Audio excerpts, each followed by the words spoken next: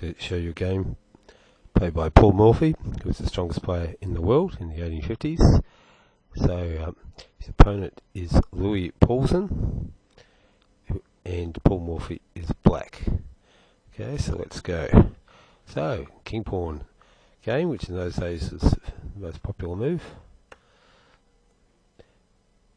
Morphy answered in kind, which is also very popular in those days. Knight attacks the pawn, the most popular move. Knight defends the pawn, the most popular move, even today. Knight out, so we've got 3 knights opening.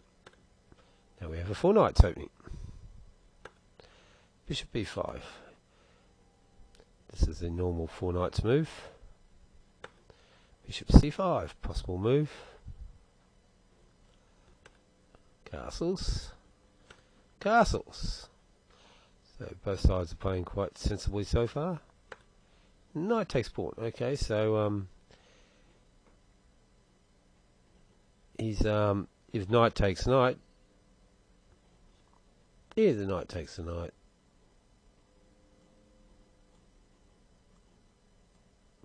Then d4 will regain the piece with a pawn fork.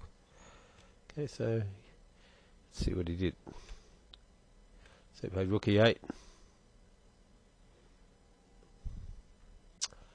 Okay, so knight takes knight. So pawn takes knight, bishop c4. So Morphy's a pawn down. Paulsen could have kept it by moving the bishop here, guarding the pawn, but then Morphy has the lead in development to compensate for the pawn. So notice how good Morphy's at getting his pieces out. b5 hits the bishop. He wants to drive it to a worse square. Bishop runs away. Knight takes pawn. He regains his pawn. Knight takes knight. Rook takes knight. Okay, so Black's got lots of open lines. He's developed an extra rook and bishop. Bishop to f3. Good move. Hitting the rook. Rook retreated. Notice he doesn't go all the way back. He's got the option to move along the 3rd rank to attack pawns in front of the white king. Now that was a serious mistake. So whenever you move a pawn, you move what squares you weaken. In this case, he's weakened this square, and immediately the black queen moves and sits on that square, which makes it much more difficult to get this bishop out. It's not so easy to dislodge that queen. Okay, b4 hits the bishop.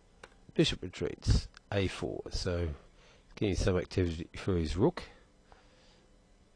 Pawn takes pawn. Queen takes pawn. So at least his queen's active. Bishop defends the c pawn, which is under attack. Rook moves up. So he's freed this pawn. I think he's hoping to get this bishop out somehow. Doubles the rooks on the open file. Excellent. If you can't think of what to do, activate your worst placed piece. Queen, he offers the queen exchange. Good idea when you're under pressure, and also if you can tempt this queen to move away, you can move up the centre pawn and get this bishop out. Now, Morphy plays a great move here. Sacrifice the queen. Pawn takes. I mean, you don't sacrifice the queen unless you worked out you're going to get a very strong attack, which Morphy must have done. Check, driving the king into the corner. Bishop. So he's threatening to come in. Check and then checkmate.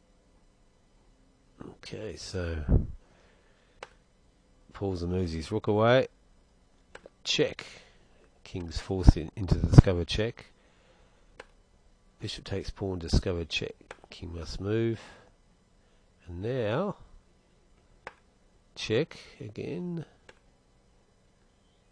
Check again. And bishop takes pawn. So he's got a very simple threat here of checkmate with this bishop coming into g2. So queen, unfortunately, that's all he could do was to retreat with queen. He took it.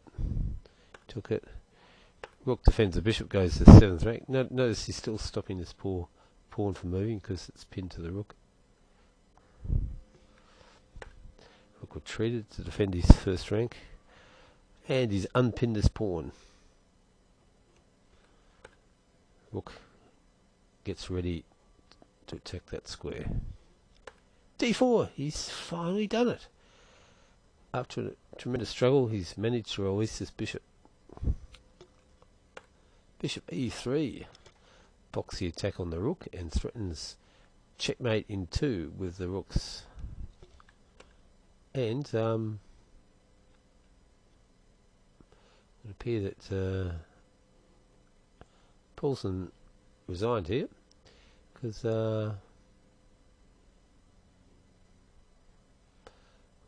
well, actually black's certainly checkmate in 1, but if he takes this, then here's mate in 2. You can take this king cross and the rook moves over mate.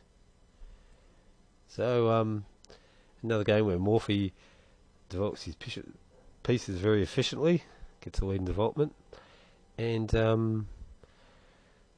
Paulsen makes a big positional mistake by letting the queen block his own D pawn, and then Morphy gets a great attack with a very fancy queen sacrifice. Okay, so thank you for watching.